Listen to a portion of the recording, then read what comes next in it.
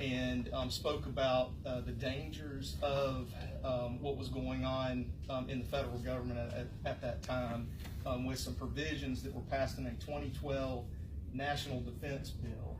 Those provisions actually infringed on the 5th, 6th, and 14th Amendments to the U.S. Constitution dealing with due process and trial by jury.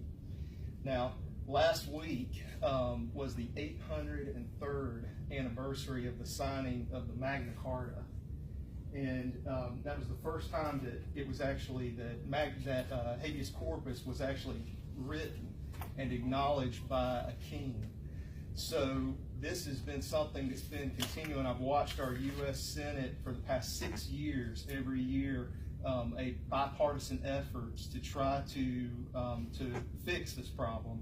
And I've watched a single senator, U.S. Senator Lindsey, object to us having a vote, even having an amendment, having a vote on the amendment. He won't even allow a vote on it.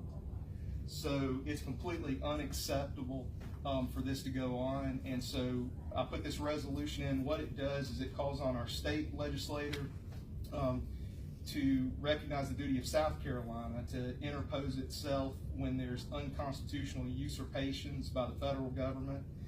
It also calls on our congressional delegation to commence immediately with efforts to repeal the unconstitutional sections of the 2012 NDAA, sections 1021 and 1022.